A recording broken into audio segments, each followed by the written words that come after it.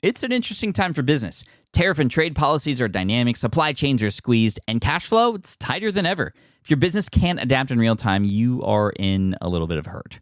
So how do you get full visibility and adapt in real time? Over 42,000 businesses trust NetSuite by Oracle, your AI-powered business management suite. It brings accounting, financial management, inventory, and HR all under one roof. NetSuite is the #1 cloud ERP for a reason. It's your single source of truth, giving you the data and control you need to move quickly. Real-time forecasting helps you move into the future with confidence, and with AI built in, you can automate the busy work and focus on strategy. NetSuite helps you see what's stuck, what it's costing you, and how to pivot fast. If I were running a business with a lot of moving parts, I'd use NetSuite for full control over everything. Tame the chaos with NetSuite. If your revenues are at least in the 7 figures, download the free ebook, Navigating Global Trade, 3 Insights for Leaders at netsuite.com/SPI. That's netsuite.com/SPI. You spent months building towards launch day, but when the clock hits 0, your site crashes. Bots swarm, and loyal fans rage on Reddit. That's not good. Fanfare was built to stop that. Fanfare is the drop platform made for high-pressure moments, stampede-proof infrastructure, verified waitlists, and bot filters that actually work. Instead of refunds and rage, you get retention and revenue. And that sounds great to me. Your next launch shouldn't be a gamble. Get Fanfare's 5-step hype drop playbook and learn how to bulletproof your drop at fanfare.io/playbook. Again, that's fanfare.io/playbook. We could put out less videos, but pour all that effort that we put into creating maybe 2 or 3 videos to put into one, but that one performs so much better than those 2 or 3 that maybe were performed okay or typical or just kind of, they're not going to go anywhere. They're great for a day or 2 or maybe for the week or when there's a hype around something, but then it goes away. But what if we put all the effort we're going to put into the best title and the best thumbnail possible and then have the best video that answers that thumbnail, right? Welcome to the Smart Passive Income Podcast, where it's all about working hard now so you can sit back and reap the benefits later. And now your host. He's lean, he's green, he's a podcasting machine. Pat Flynn. Running a business means legal questions are inevitable. Is this contract or agreement solid? What can I do if a client won't pay me? Am I set up properly for taxes? Well, rather than trying to navigate all of this on your own or searching endlessly online, imagine having a law firm on your side without the high hourly rates. That's exactly what Legal Shield's small business plans offer. With Legal Shield, entrepreneurs get access to real legal support, contract reviews, collection letters, guidance on business formation, and even help handling IRS audits. Members can book consultations, upload documents through the app, and work with a provider law firm that understands small business laws in your state. You also get proactive help on tax and trademark questions so you can stay ahead of legal risks. And if a client delays payment, Legal Shield can send professional collection letters to help you recover what you're owed, all for a fraction of what traditional attorneys charge. Go to LegalShield.com/SPI or call 833-570-9980 to learn more and get big business legal support without a big business budget. That's LegalShield.com/SPI. Hiring shouldn't be a hassle or a drain on your budget. Upwork is your one-stop shop to find, hire, and pay top freelance talent, saving you time and keeping costs in check all in one place. Companies at every stage turn to Upwork to get things done and find more flexibility in the way that they staff key projects and initiatives by assessing a global marketplace filled with top talent in IT, web development, AI, design, administration support, marketing, and more. And I've personally used them myself and can vouch for them. Posting a job on Upwork is easy. With no cost to join, you can register, browse freelancer profiles, get help drafting a job post, or even book a consultation. From there, you connect with freelancers that get you and can easily hire them to take your business to the next level. Upwork makes the entire process easier, simpler, and more affordable with industry-low fees. Post a job today and hire tomorrow with Upwork. Visit Upwork.com right now and post your job for free. That is Upwork.com to post your job for free and connect with top talent ready to help your business grow. That's UPWORK.com, Upwork.com. Go there now. So for the last year and a half, I've been talking about a new venture of mine, a little side project, a little side hustle in the Pokemon hobby collection space. You may have heard me talk about this on a Friday episode, perhaps on social media, on Instagram, on Twitter every once in a while. But today we are going deep because my special guest today is my producer/editor for that channel. His name is Dan Patrick Norton. He's actually somebody who's been a part of the SPI community for a very, very long time. He has a pretty incredible story to how he got here and now working with me on Deep Pocket Monster. And we'll give you a quick update during the episode about how that channel has been going. It's just a little preview. It's been going really, really well. And today we're going to talk about our approach for how we got into this space and how we decided to take a different approach compared to some of the other influencers and authority figures in this space. And it's been working really, really well. I mean, so well, in fact, to give you a quick preview, that Pokemon, the company, the largest media franchise in the world, is now building a relationship with me and is sending me product ahead of when those things are launched so that I can film them and share them with my audience. It's just been an incredible ride, and I'm so grateful that we get to chat today about the approach we take. And if you have any interest in YouTube and how YouTube works, this is definitely something that you'll want to pay attention to. But even if you're not into YouTube, you're going to find that our approach is going to be very different than perhaps the way that you've been approaching things, and maybe give you some ideas for how you might be able to make an impact in a space that perhaps seems crowded or perhaps hard to reach the audience for, because it can be a challenge for sure. But we've definitely taken a strategic approach, and we're here to tell you about it. So this is episode 581 of the Smart Passive Income Podcast, and this is Dan Patrick Norton, the producer and one of the editors for Deep Pocket Monster. We're going to have some fun. Here we go. Dan, welcome to the Smart Passive Income Podcast. Thanks for being here, man. Hey, thanks for having me, Pat. Really, really excited about this one. We have a long history together, and now we're working so closely, in fact, that we text each other every single day. And you are now the producer at Deep Pocket Monster, which is this exploding YouTube channel that we started in the Pokemon space. Together, it's very much your project as much as it is mine. We're going to get into that. We're going to get into how we approach a video together, how we work together, and how a video comes to be, or how we scrap ideas and all that stuff. But I also know that you, for a long time, actually were a listener of the Smart Passive Income Podcast, right? Like, how long ago was that, and what were you doing around that time? Oh, man, it had to have been 2012 or 13. 2012, I graduated my second film school, and I was just like, I don't want to be in film or TV. And my desire was I wanted to be creating like a web series, online content. I felt like that was the direction it was going. My professors were like, there's no money online. Don't waste your time. You got to go where in New York, you're a TV ads, like this is where you want to be, or go out to LA. I just like, I don't believe it, but I'm not going back to school. I just finished 2 schools.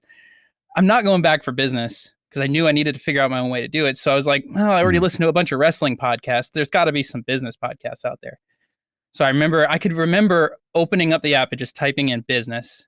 And there was Smart Passive Income along with a couple others that were, you're all connected with. And I was like, let me just start listening to these, and binge listening over all of that time on these long walks in the summer, commuting back and forth to New York City. I was working for Major League Baseball and sports live streaming at the time, trying to figure out how do I build my own business so that I could create video content that's fun and stuff that I actually enjoy, not TV, not movies. That's someone else's dream. And that's kind of how it started. And it's funny how it's full circle right now. Yeah, because I mean, we're kind of living that dream now together with this new channel. But that was, 2013, and you were working for MLB and, working for somebody else. When did you start working for yourself? And what was it that you were doing first? So I was trying to figure out things for a long time, and I could not get things started. I was very guilty of just like listening and not actively doing anything because I just couldn't, but it was hard because I couldn't figure it out. I also was single with no kids. I mean, I was dating my wife at the time, but it was just like, you don't have that motivation of I need to make something happen right now. Got married in 2015, started feeling that once our son was born in 2017. I was like, something needs to happen. I can remember sitting in, the operating room after she had a C-section and holding him for the first time and just thinking like, I'm responsible for you. Like, and I need to, I remember that feeling, and I got to make something happen right now. And, going through that first month or two, I'm like, I think parents could really use some help here, because I could use a channel, and all these channels are like boring doctors or nurses or just a couple. And I'm like, I think these videos could be better. So I started like a parenting thing, using affiliate marketing, using your course and your content there to figure that out, along with some other content creators that I've learned from, like Roberto Blake and Sean Cannell and all that of building a YouTube channel. So I started this parenting channel, although I didn't really have a desire to build in there. I'm like, it's a way of making some money, right? So that's kind of where I got my feet wet with building some, affiliate marketing funds there and some ad revenue as the channel started to grow over that year, and ultimately ended up going into like essentially freelance, with kicking and screaming into freelance. I did not want to, and I never really considered it freelance. Owen Video, my mentor through many of these years, he really helped me like craft it as, don't look at it as freelance, but as a business owner who can then hire people to do that. And that's what I started to do alongside that, to try to make my way out of the world of sports live streaming and MLB and Disney.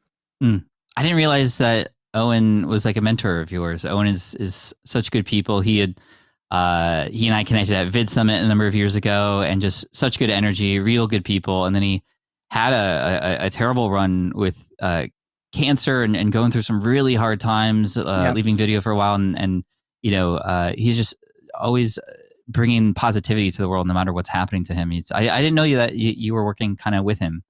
Yeah, if it wasn't for Owen, I wouldn't be working with you on this channel, because he was the one that said, Dan, if you don't start doing services, you are never going to get out of there. He knew. I told him, I was like, man, I got this parenting thing going, but the kid's getting older. I don't really care about sharing baby stuff anymore. And he's like, you could do that and build it. But he's like, but if you really need money right now, start figuring out services you can offer. And that's where I said, like, kicking and screaming. I was like, Owen, I'm not doing this. And he was like, you need to start right now if you want this to happen sooner than later. Otherwise, you could wait for as long as you need to wait and stay at your job and do that. And man, I tell you, that guy, if it was not for his push, him and I are very different personality wise. He's very like the extrovert, outgoing kind of type, and I needed that push, that hard push to do it. And man, I owe so much to him. And man, he's fighting it. He's got this focus now on beating cancer. He's got a whole channel on that. And man, yeah, that guy has pushed me so hard in such a personal coaching way over the years to get me to do it. And I'm so thankful for it, because if I didn't, and kind of look at it in a business perspective, that I wouldn't have turned to helping others, edit video and all that kind of stuff. And then that's where I learned I'm not here to build an agency. My best work is when I work with a limited few people and can work in a producer mindset, which is what I knew back in college, what I knew back when I was creating my own videos, like way before YouTube existed, and just creating on like a little DV tapes with my friends. Like, my dream has always just been to be able to be, my best work is where I'm able to just kind of be a producer and then build things together for a limited project or a very focused project versus over many and a bunch of different clients. So thankfully I learned that lesson and had him kind of push me there. Big shout out to Owen at Owen Video on most of the places. If you want to find him, we'll put links in the show notes to him, and I need to reach out to him again. So thank you for that. Kicking and screaming into freelancing. What were some of the things that you were taking on to stay afloat? And like, did you enjoy those projects? So my background in sports live streaming was working on live stream baseball games, right? And it was also for like ESPN and WWE, a bunch of these others. My very first job in that business was taking clips from these live streams in real time, and they become clips that viewers or fans get to watch like within minutes of it happening. So a home run happens in a baseball game. We clip that out. We don't do any editing to it. We just clip it out, take a thumbnail, and get it out. So we were doing that in 2009, so this is a lot. Wow. It wasn't called repurposing then. But when I sat down with Owen, he was like, you need to find an area that you could be the master of. And that's where I kind of went down into repurposing. It's not that I loved it. It was just something that, hey, I've been doing this professionally for years. And, and that was a hot word too. Everybody wanted repurposing stuff. Yeah. Mm-hmm. So that's where I was like, let me lock down into repurposing and specifically live stream repurposing, because a lot of people are doing live streams, but then not repurposing it because, so they do okay on replay, but you want to be able to pull clips out and pull things out. But then you want to edit those clips to make it have context so that it's fresh, right? You could just pull something out and it's to the same audience, like, okay. But if something feels and seems fresh, then it's usable and it could grow another account. And that's kind of where I locked it. I did not love it. I really did not love it, which is part of why I think I was like kicking and screaming, but it made the difference. And I'm thankful that I did, because when the pandemic happened, sports shut Mhm. down, and I had no work. My Oh, job yeah. had nothing for me. And I knew the night NBA. I can remember the night NBA shut down. It was a Wednesday night, and I was at the youth group at my church, and I look at it, I go, oh man, I'm going to go to work tomorrow and there's going to be nothing. I don't know what it's going to look like. Went to work the next day. Everything was canceled, and they said, well, go home and we'll figure it out. And that day I went home and I said, this is it, Dan. This is your chance. You've wanted this because you've been so busy with this job that you haven't been able to like build your business. Now you're kind of handed the opportunity to do it. So I doubled down on Yeah. the repurposing and took in clients, and we ended up working together because you were going live every day and needed to repurpose some clips. Yeah, that's so true. I mean, first of all, another example of somebody needing a push, right? Needing a reason, needing like actual circumstances to be put in a certain way so that action can finally be taken. And I know that, you know, my story, many people do, getting laid off was that for me. For you, it was the pandemic and not having any more work. I mean, some of us need that and a push, or else we need to rethink about what is really important so that we can have that push. And then, yes, the pandemic happened. During the pandemic, I live streamed every single day.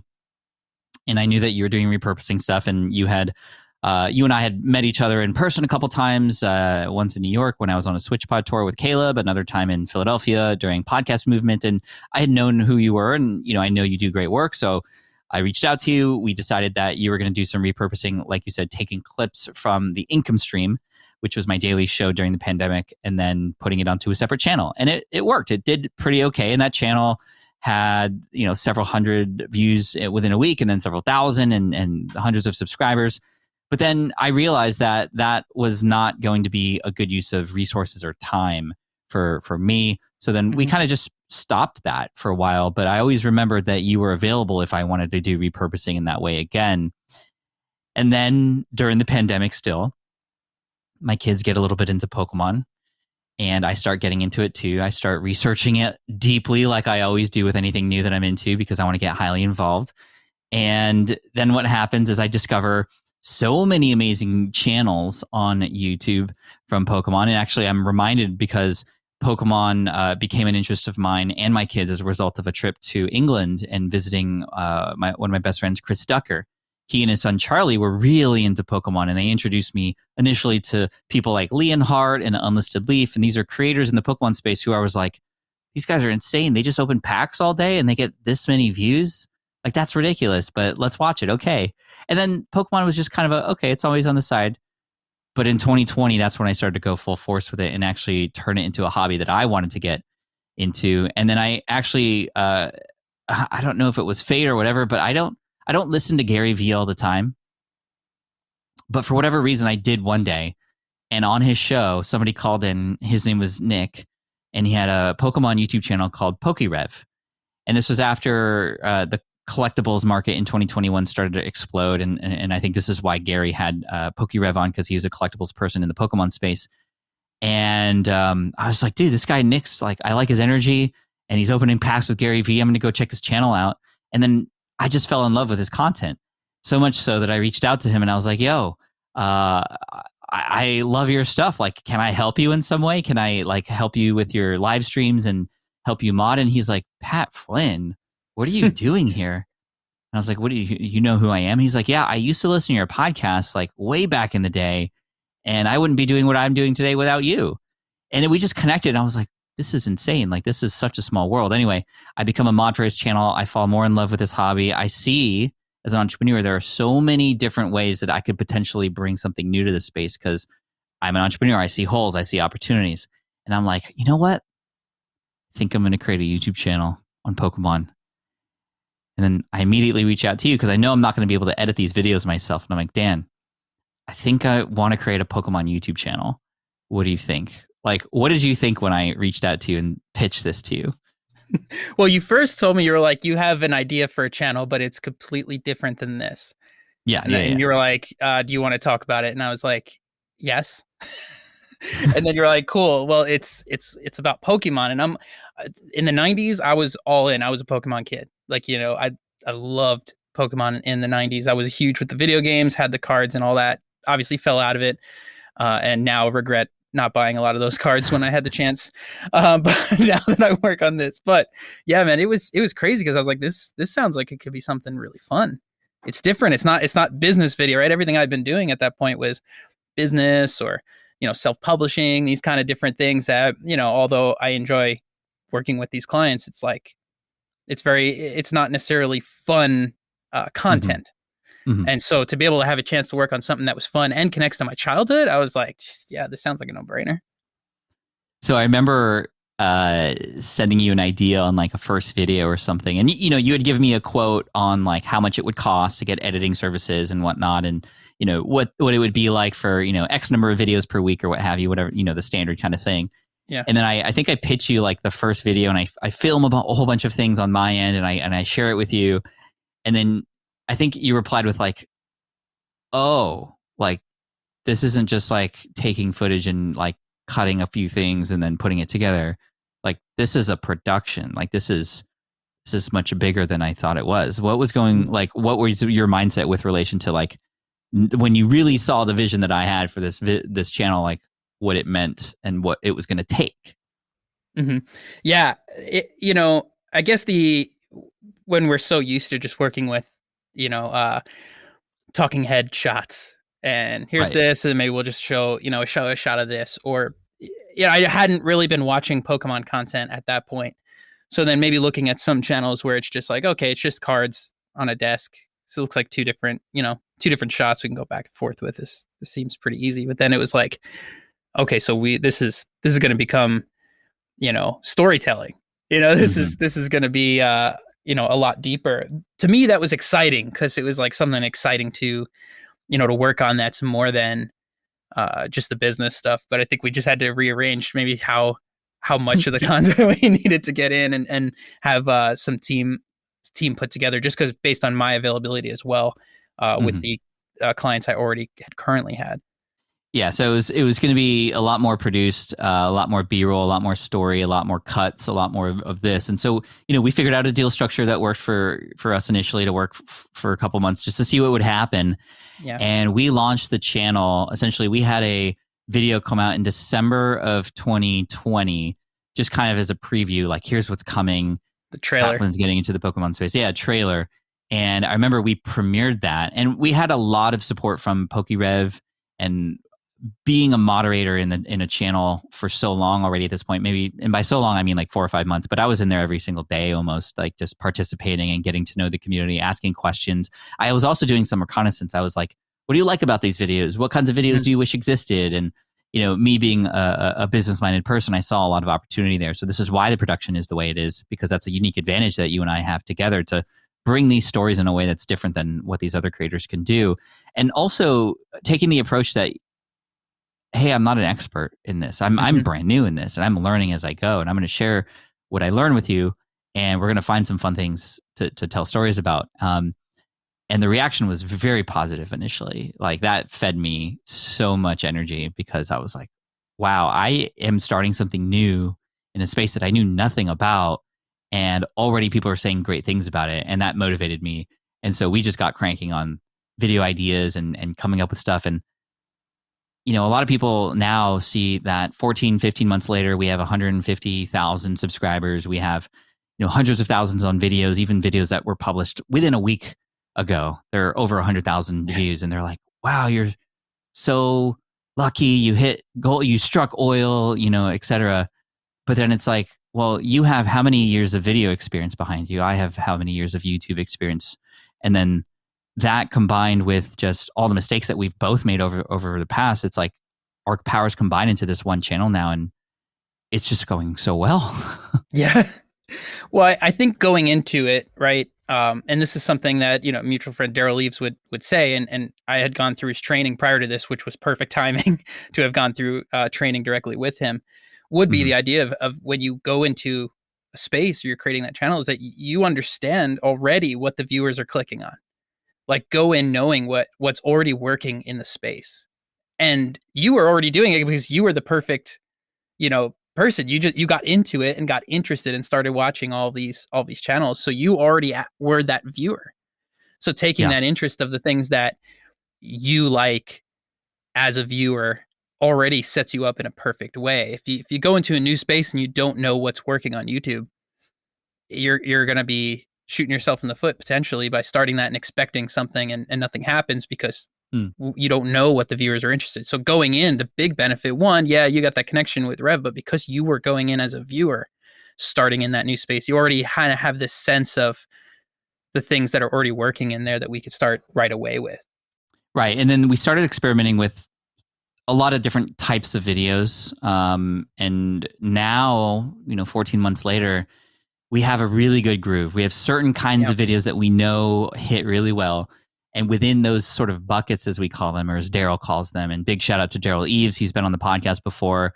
YouTube Formula is his book. It's just really great. And his training I went through as well. We have these buckets that we now know we're going to hit, and we pay attention very specifically to the data and the analytics.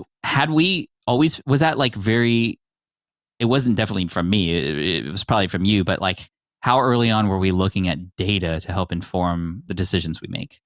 For me, day one, because I had gone through that training, because Daryl drills it into you that this is what you got to do. And thankfully, we could, right? I mean, when you very start, you have no data, right? But we could at least look at that first video and see that, and we could look across the spectrum of other channels and what's out there and working. But even in just little ways of, are we getting the kind of traffic we want? Are we getting the response? Are people watching these videos? And the retention for me was the big part, right? Which is how long people watch, the average view percentage, their view duration.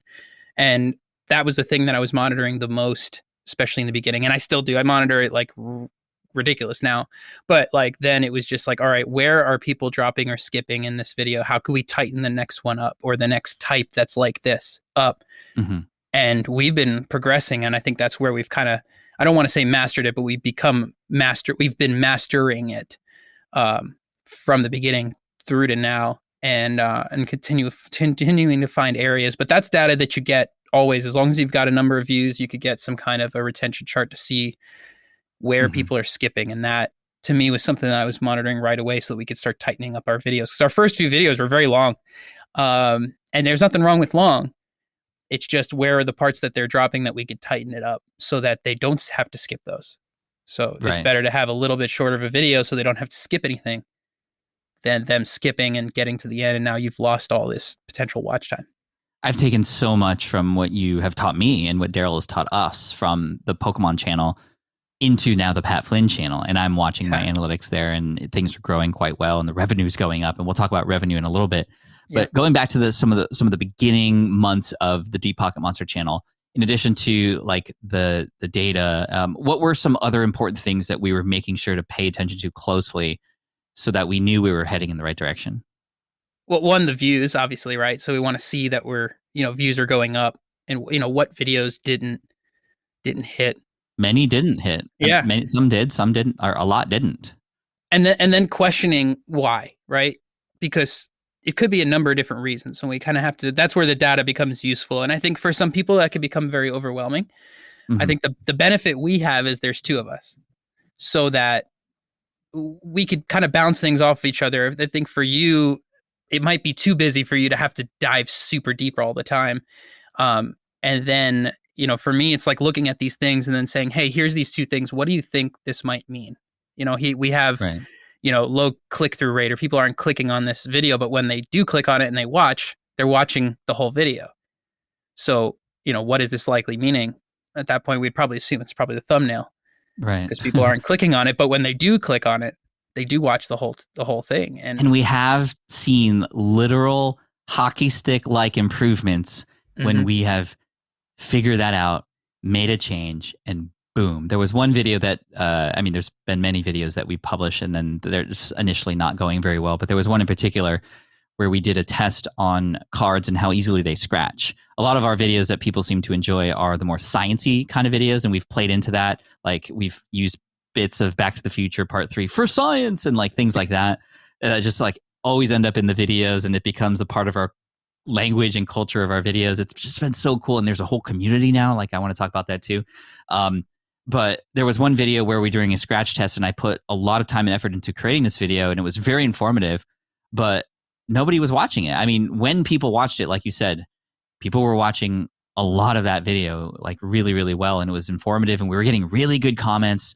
So we knew that there needed to be a change in the title and thumbnail. And how many thumbnails had we gone through? How long did it take? And then like what happened after that?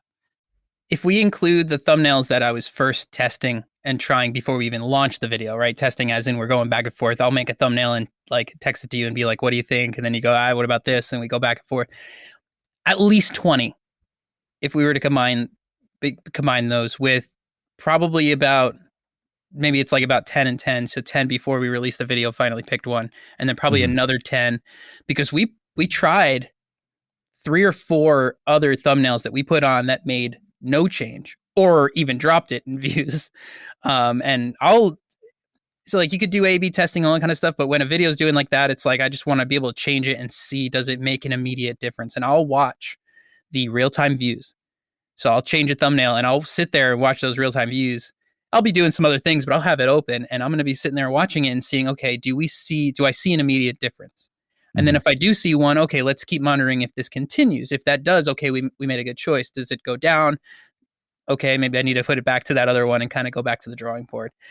And for that particular video, we had to have been about 2 or 3 others before we found the one that made the difference. And once I put that up, you could almost immediately start to see the views. Not like it goes up crazy and dramatic, right? YouTube's not promoting a video that much if people aren't clicking on it. It's just not going to share it.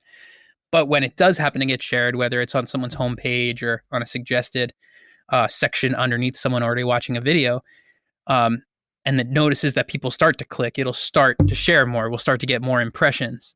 And then we start to see that. And that's what happened with that video. And now it's gone from what was going to be a dead video at 29,000 to 39,000. Yeah, I have the somewhere data in that here. range. So 10 days after the video came out, 36,000 people watched. And that's pretty typical for us. It's between 18,000 and 60,000. So that's a lot, but like relatively speaking.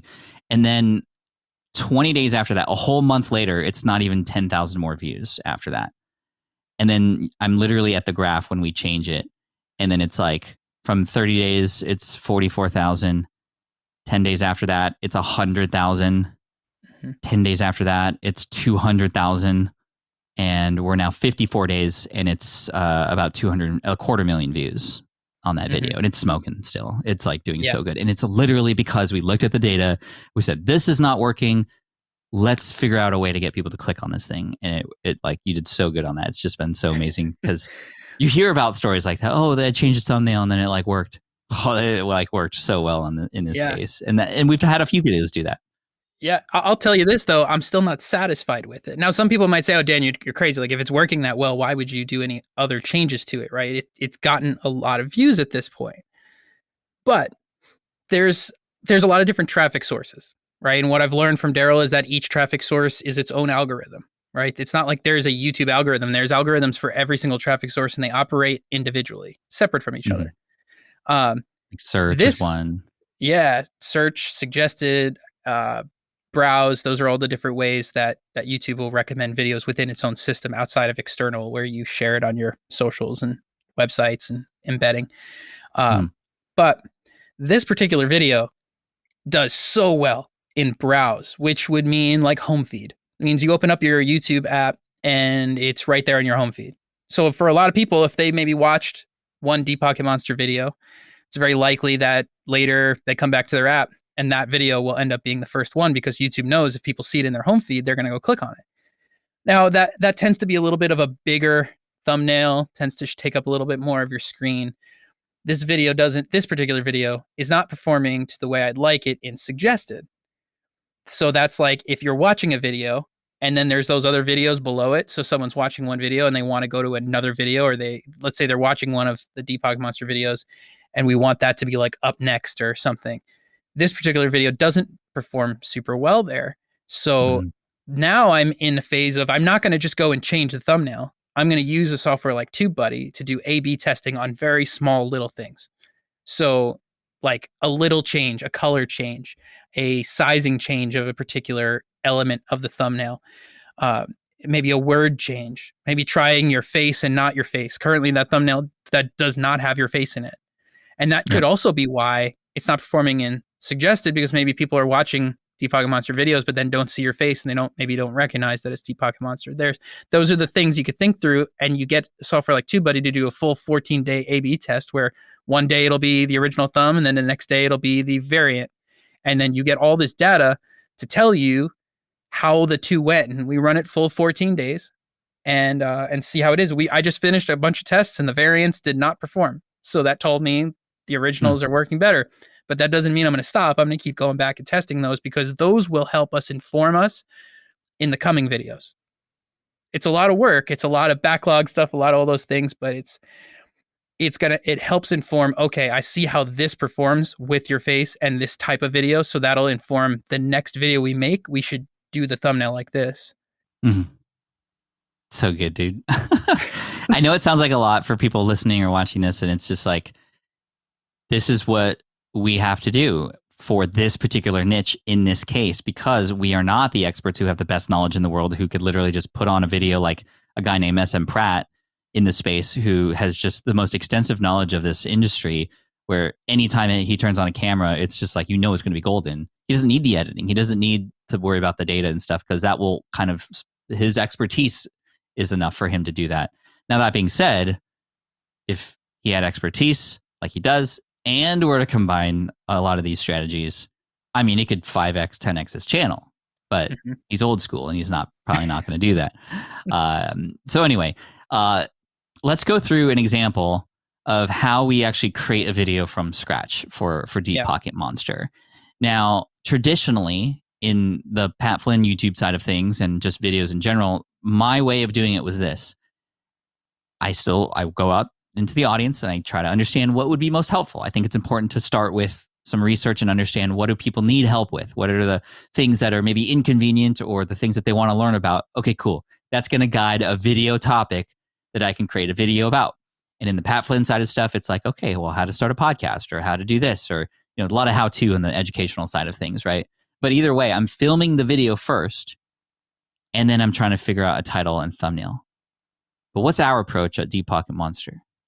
So it's the exact reverse, the opposite order, in that we will go back and forth throwing title ideas. Basically, what would sound like, an interesting title, or looking out on the space and maybe even outside of the Pokemon space, but within a space within the target audience is also watching.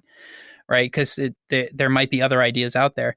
Kind of seeing what's actually working right now. What are people watching? How is this, what are those things out there? And then how could we create a video that's not copying any of those, but we could say, how could we take something like this? And we start throwing some ideas back, or just creating some thumbnails. I'll do it right in Canva, super easy software. I used to draw some terrible thumbnails, some like terrible drawings. They were pretty bad.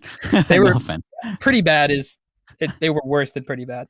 But it was just kind of like, I need something visual. That was like a film school thing. Like we'd do our storyboarding and just like literally just stick figure with looks like a little penguin, just to show where their face is pointing. Right. So it was bad. So I just started going into Canva, and I've got enough pictures of you now because of all the thumbnails we made to just kind of craft something. It doesn't look great, but it's just like, what if we created something in this? Does this look clickable? And then we could build a title from there, or we think of a title and then build a thumbnail from there. And as long as we know that it's something that is clickable, something that is interesting, then we could build the video. Because if you build the video first, and we've done this and the videos haven't performed, right? Where we've made videos over the years, even over this year, where we've just like, oh, this sounds like a really great idea, but we didn't think about the thumbnail as hard as we should have, or spent as much time before. And then the video ultimately didn't perform as good as the video is. And as much time and effort we put into it, and the people who've watched, like it, but if we didn't have an effective thumbnail and title first. So we've really learned that lesson this year, and it's paid off so much to sit down and say, you know what, we could put out less videos, but pour all that effort that we put into creating maybe 2 or 3 videos to put into one, but that one performs so much better than those 2 or 3 that maybe were performed okay or typical, or just kind of, they're not going to go anywhere. They're great for a day or 2, or maybe for the week, or when there's a hype around something, but then it goes away. But what if we could put all the effort we're going to put into the best title and the best thumbnail possible, and then have the best video that answers that thumbnail, right? That's how you stay away from They have clickbait. to is your match. video- That's They have to. that's where I was running into a lot of issues. If they don't match, you could still have a great title and thumbnail, right? Like maybe you nail it even after you film the video, but then like because you've already filmed the video, the hook doesn't match the expectation that a person has when they click over, and therefore they're less interested, or they're less likely to go through. The story doesn't carry on. So by taking the thumbnail title approach first, we can ensure that the video we create, and the moment the video starts, it already is getting into exactly what a person is expecting, or at least has some sort of hook that just gets people into it right away. Yeah. And another thing, well, that scratch video, we did this, right? We made the title, we made the thumbnail. We had been thinking about that thumbnail for weeks. The problem we didn't think about with the original thumbnail, which the original thumbnail, this is a scratch test to see if you could scratch a card, right? A Pokemon card. We thought in the thumbnail, it'd be great to show like the most famous Pokemon card, which is a holographic Charizard, right? It's the expensive Charizard that everyone loves. And it's got this holographic, which is the shiny, foil on the card. And we thought, well, that stands out because a Charizard always stands out. Everyone can recognize that. If you're a Pokemon fan, you instantly recognize that visual. It's like, okay, that's going to stand out. Let's put a scratch on it and show it like being scratched. But what we didn't account for was how that would turn people off, and they wouldn't want to click because what we learned after from reading the comments, from seeing how people responded to it, was I don't want to see a Charizard get scratched that way. Mm-hmm. And we didn't scratch a Charizard in the video. We teased it, so we figured it was okay. Like, oh, we're going to do this and then swap it out for a non-Charizard card. But it turned people off. And so as much as we did spend the time on that title and thumbnail, it didn't perform because we didn't expect that variable. And that has helped inform now too, because a lot of times where we've thought, oh, why don't we just show this card? We shouldn't, because it'll turn people off. And I think that made sense. And now we see a huge difference. Right. And now the thumbnail, if you go and look at it, it's a different card, the one that we actually use on the test, but an exaggerated scratching effect on it, an arrow that says, don't do this. You don't know what caused that scratch. Before, we even had like a box cutter on it, but it's like, why would you put a box cutter on it? In fact, on the thumbnail is a sleeve, and everybody sleeves their cards in this space, but then you're kind of surprised that it would do something. Don't do this. You have to click on it now. And that's what's been working really well. Okay, so title, thumbnail, awesome. And then we go into, and it's true, we like speak in title sometimes. We'll have a 10-minute back and forth conversation where it's just titles going back and forth. And it's like the weirdest conversation if you were to see it. Out of context, it would make no sense. Yeah, exactly. But we wait for the other person to react. And we go, oh, that's it, right? Or, ooh, I want to click on that. And we just keep going until we get there. We could probably take it one step further where, especially with videos in the future where we maybe invest, a lot of money into buying something or creating something, maybe getting our Discord community involved with the thumbnails. Like, which one would you rather click on, or what do you think this thumbnail, or what do you think this title means, or what do you expect out of it? That way we can even get more information. I know Mr. Beast does similar stuff to that, but and we can work our way toward that. We have this awesome community now that's being formed on YouTube, and now we have in our Discord community run by Jay and another team member of yours. But we, after the title thumbnail, like usually I'm so stoked at that point. I'm like, yes, this video is going to be so sick. Like I want to create it. And then we get into like a super rough outline, right? Talk about that process and like how rough it actually is. Yeah. So we'll kind of start out with just kind of, well, first, the big thing is really starting with what's our hook, right? Where are we landing people and where are we going, right? We want to know where are we starting? What does the audience know now? That's that storytelling, and what are they going to know at the end, right? That's the key things we really need to figure out. And then kind of the middle is that journey. And I think more recently we've been getting better at this, like figuring out how do we take people along that journey so they don't forget what this is about. So in the end, the payoff, it's exciting for them. Right. Or what's at stake, right? Like there has to be, like, maybe it's a bad outcome. Maybe it's a good outcome. We don't know. So let's like stay around and figure it out. Like we did a video where, I was curious to see, because a lot of us in the Pokemon community, we ship cards like everywhere all the time. Like to people who we buy cards from eBay, etc. We want like which shipping service is the best. right? And I could have just done like a quick talking head video, like, hey, I did an experiment and I found out that this company did best. Here are the cards. See, they look okay. But we told a story that had stake in it. And we also shared a reason why this was important. I actually got shipped a box and it was like totally damaged. And that was like, hey, like, do you want this to happen to you? Like, no. So which shipping company actually treats our cards the best? So I got 3 boxes, put the same cards loosely in each of those boxes, and then put an Apple AirTag actually in each of them. You had mentioned getting inspired by other channels and other spaces. That was a clear example of that. There was another channel that put AirTags in boxes to see like if they could ship cards to North Korea and like different other places. We weren't shipping cards to North Korea, but we were shipping cards to a mystery guest. This was another hook. We're going to ship it to a mystery guest, and they're going to open it. We're going to track to see like which ones get there first and what route they take and whatnot from the AirTag. And then our mystery guest is going to open it and see what the damage is inside. And we're going to know which company handled our package the best. Like, whether you even like Pokemon or not, that is an interesting video that you'd want to know the outcome for, right? So we're hitting more than just collectors now. We're hitting a bigger audience as a result of that. Yeah, we'll create the titles and thumbnails to stand out and be specific for that target audience, right? We're always creating that. But the fact that we could create it a little bit bigger or a little broader opens us up to a little bit of a bigger audience and more of a casual fan audience. So someone who maybe enjoyed Pokemon a little bit or just knows a little bit about it may become then a fan and turn into a Pokemon fan because now they started to watch maybe some of these videos that might be suitable for more of a broader audience than just for the like super niched collector audience. Right. Now we've got an opportunity, and we've seen it with some comments that have come in where people have become fans of Pokemon cards because they've watched these videos, which is always cool to see.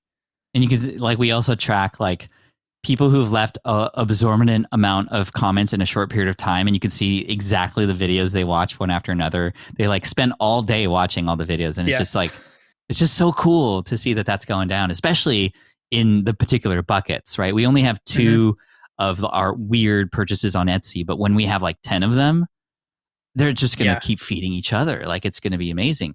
Exactly what Daryl talks about, and we're actually executing on it. And that was something that was very hard for my other channel, which my Pat Flynn channel, it's like, hey, I have podcasting tutorials, but I also have a very popular video on PowerPoint. And I also have videos on business mindset. And I also have videos about videos. It's just like, it's hard for anybody, let alone YouTube, to understand, like, who do we feed your videos to? And that's why it's not getting as much traction as this. Anyway, let's go back to, so we got title, thumbnail. Then we go into rough outline, basically, like you said, like, what's the hook? And where are people ending up? Like, what's the outcome, the promise, what's at stake here? And then the middle becomes like the storytelling part. And then it's kind of just, again, it starts very rough, and it's bullet points like, we should do this, and then this happens, and then this happens. And then we ultimately start filling in the holes and start filling in details and like, okay, here are the shots that we need now. And then oftentimes I do personally, I don't know if you do this as well, but I look at the script and I'm like, okay, let's do a round of jokes. Where can we add jokes and humor into this, right? Like, oh, here would be cool to add this little stinger or this little funny part. Like, zoom in close on my face while I look confused. Like, I'll write that in the script so that you or Zach or other editor kind of knows where to go with that. And then we usually get like, am I missing anything before like a super rough first cut?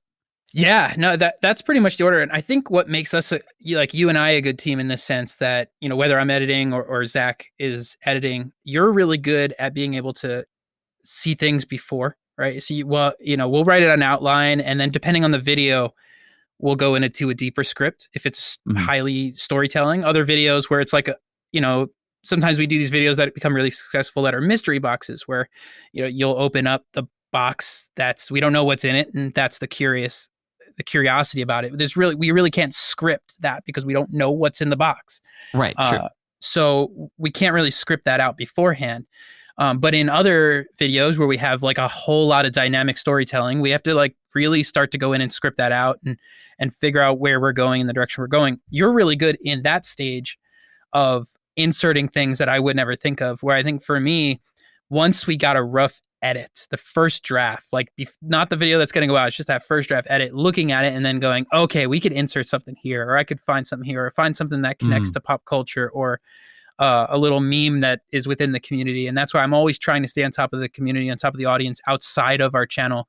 What are the things that are popping or interesting for them that we could insert into here that people get excited for? And I know like right now, one of the big ones was that emotional damage, right? That was coming out, and you added it in a recent video, but even like a video prior, you say something that sounds like that, and we added something in there that just people comment about it like, oh, emotional damage.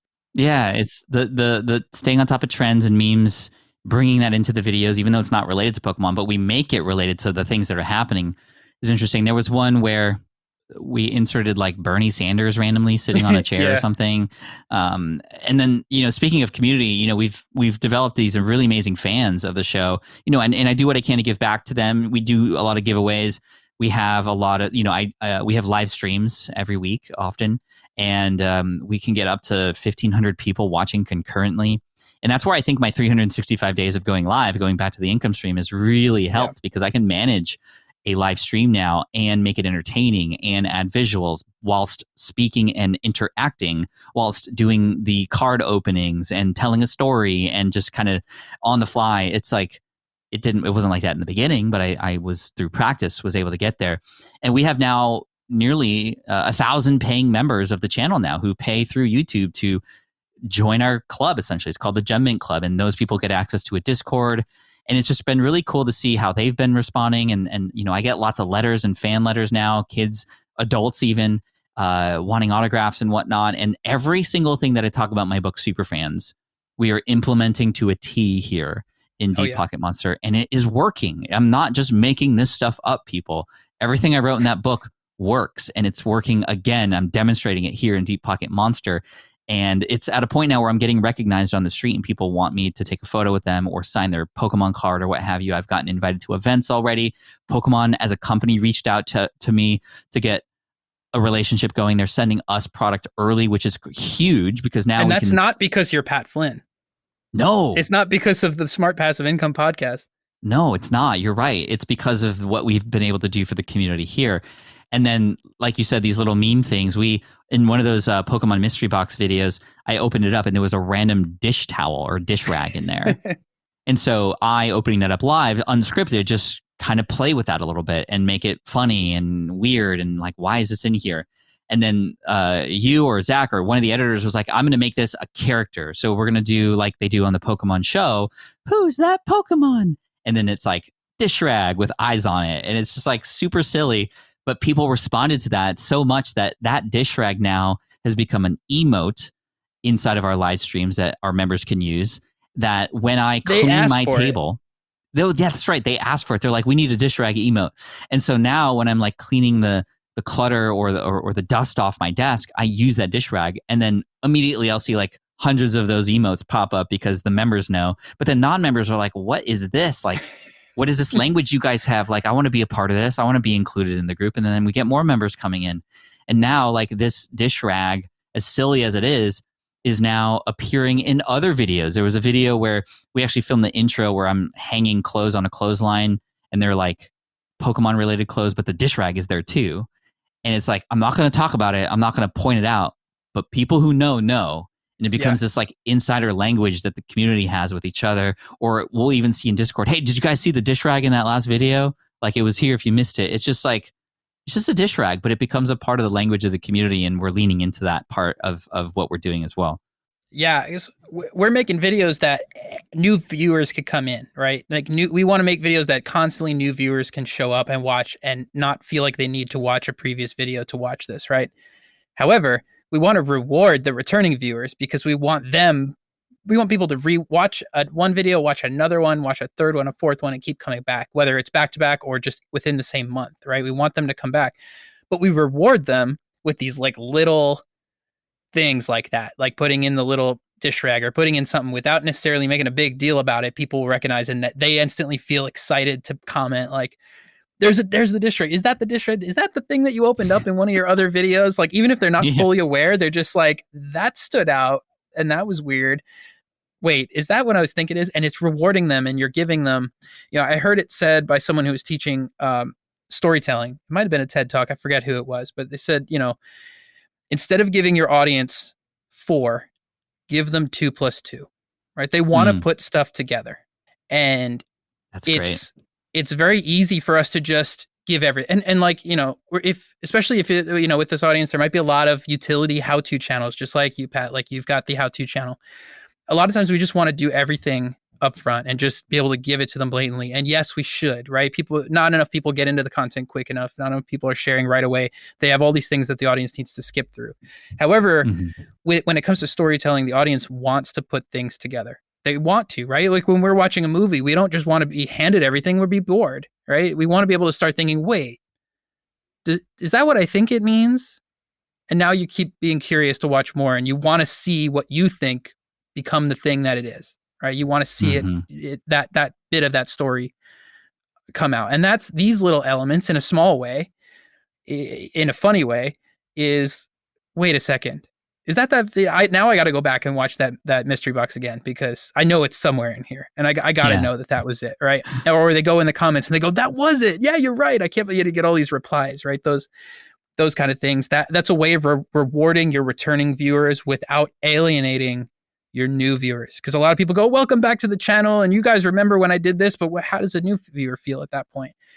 However, if every video, and the same with podcasts, right? Like, any new viewer could come into this, any new listener could come into this podcast and listen to it, and not having needed to listen to all the others to get to this point. However, there might be things that you say that your returning listeners will listen to and go, oh yeah, that's that thing that you do every time,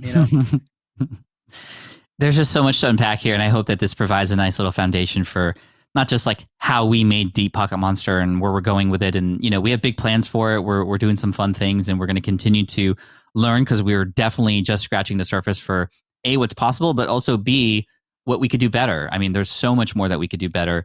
And what we want to do is inspire you, the listener. We are already inspiring other Pokemon YouTubers who've reached out to us for help, which is amazing, because that helps the community. Yeah.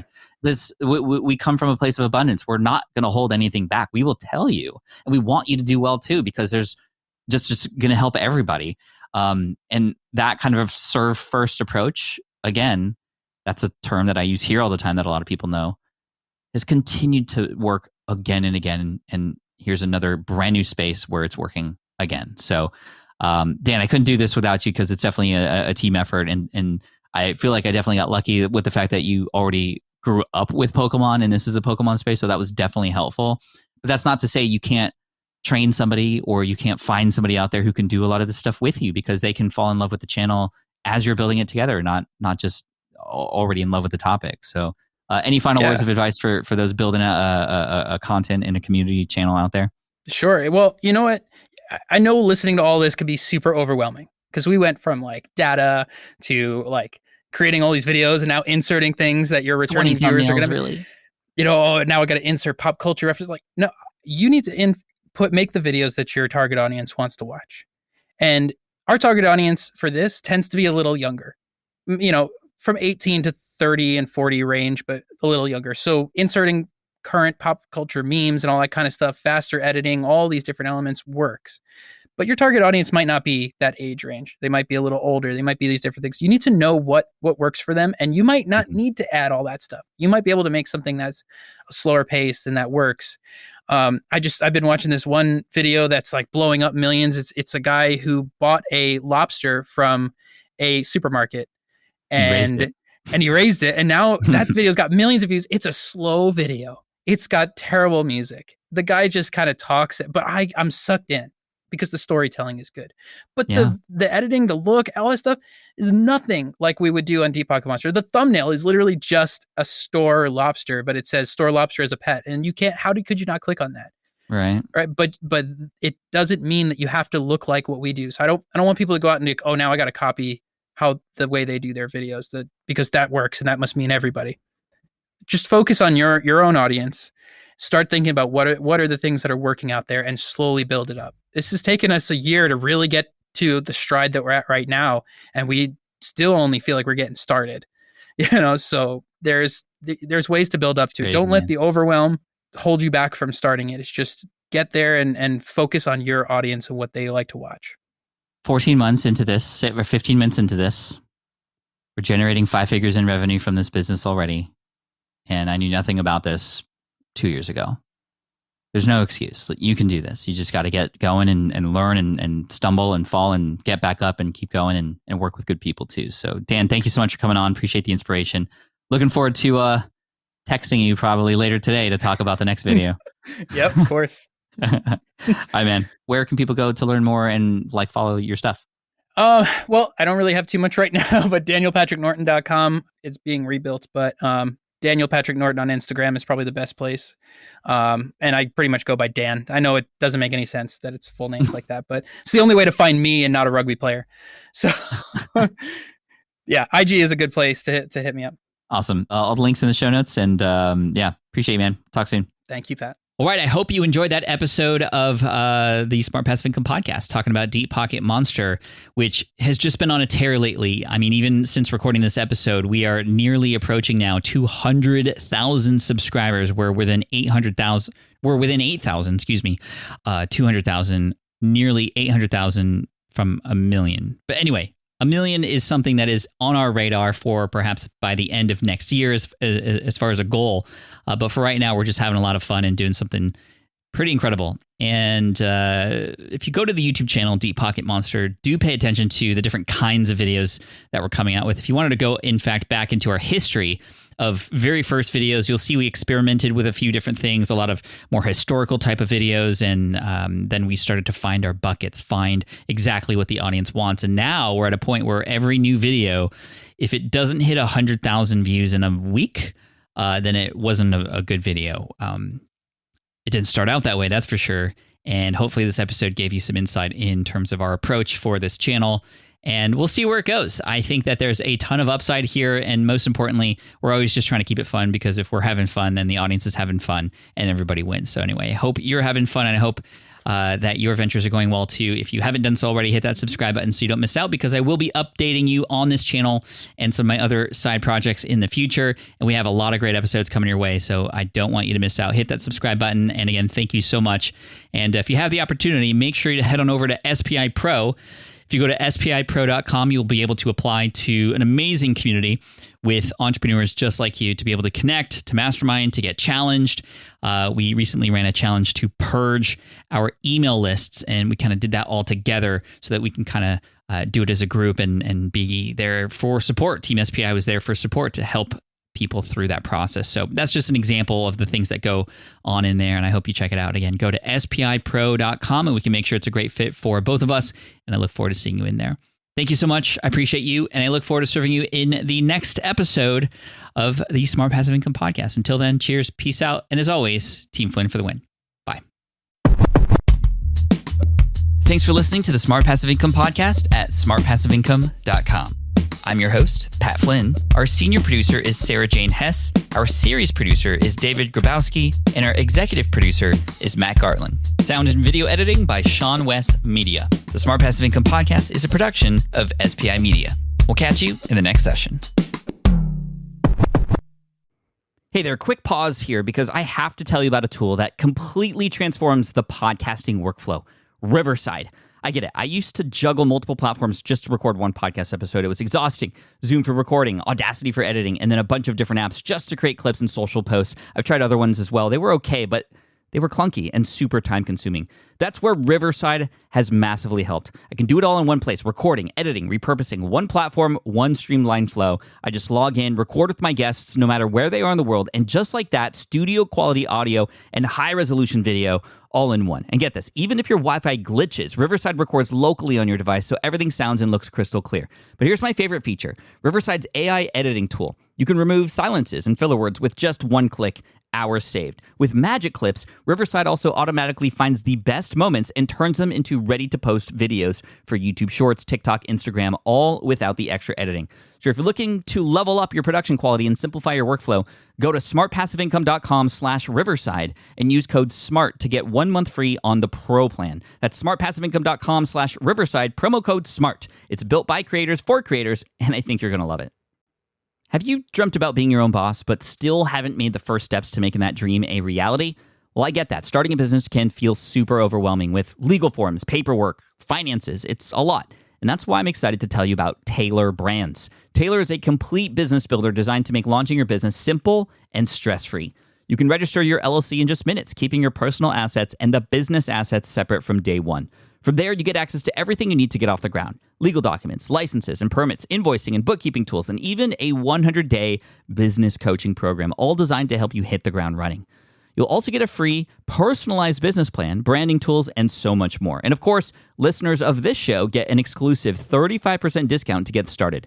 All you have to do is head to taylorbrands.com/SPI. That's TAILORBRANDS.com/SPI. Stop dreaming, start building with Taylor Brands.